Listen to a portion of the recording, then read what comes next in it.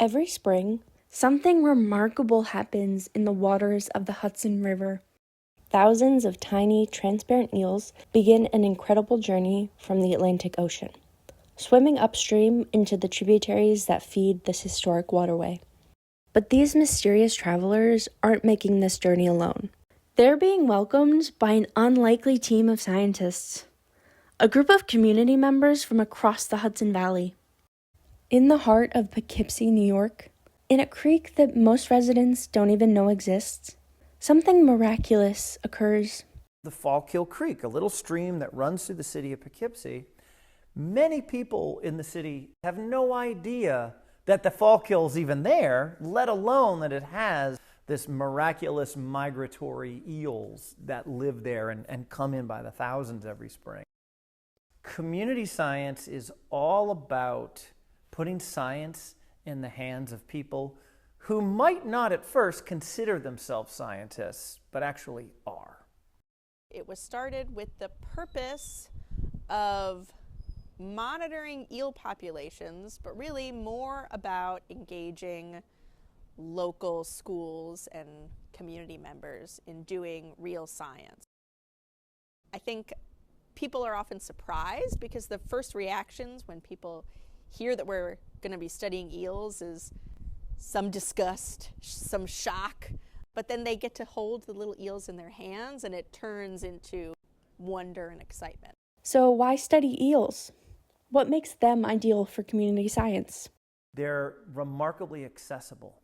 If you live in the eastern half of North America, you're living in the range of the American eel, Anguilla rostrata. Whether you know it or not, you probably have at least some eels in your local waterway. Eels start their life out in the Atlantic Ocean in an area maybe around the Sargasso Sea where they hatch into larvae, where they float along ocean currents and are distributed across the East Coast. They metamorphose into glass eels where they become free swimming and enter rivers, estuaries, streams, where they'll then start to gain pigment and where they'll spend most of their lives. Could stay there for many decades before they go back out to the ocean where they spawn once and then die. Every spring, volunteers across the Hudson River estuary put science into practice.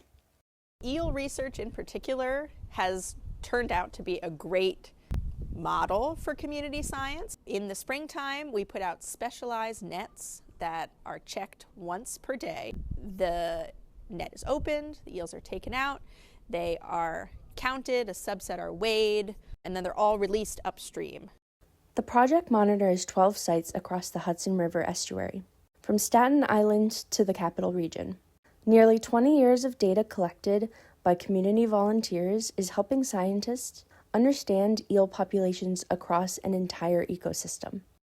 I think that we've got a program that asks clear questions, that lays out clear protocols, that provides a lot of leadership and mentorship, and encourages communication.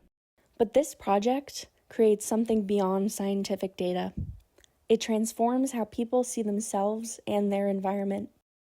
I think a lot of people, what they get out of it is the social cohesion of doing something together and just the goodness of being like outside, connecting with animals and nature. They like the fact that we're a team working together. Those early scientific experiences are so important and valuable for people. Like, I know the things that I did when I was a young person really set me on a path to where I am today. So I just hope to pay that forward a little bit by providing opportunities for lots of people to explore their local environment, to see if that might be an interesting career for them, and even if not, to like hold that experience with them throughout their life, to really care about their streams, about their river, about the animals that are there.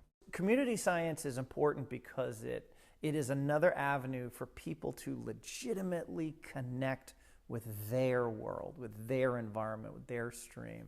Not just in a textbook, but in person, wet and dirty and sunny and rainy and everything. In a time of environmental anxiety, the Hudson River Eel Project offers something powerful. Proof that engagement matters.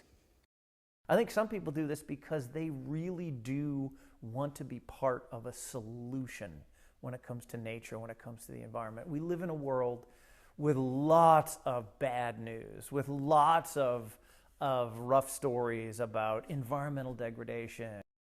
I like that eels challenge a lot of our conventions. They might live in a stream that we think is like, oh, that looks ugly. I see that garbage over there. But wait, there's hundreds of baby eels here today and another few hundred tomorrow. And there's reason to care about this. Let's work together and clean this up. This is community science at its best. Not just citizens collecting data for scientists, but communities discovering their own power to understand and protect the natural world in their own backyards. It gives people something hopeful and productive to do with their time. I love that. I love that about volunteering and service, things like that. And oh yeah, I think we are helping eels. There's that too.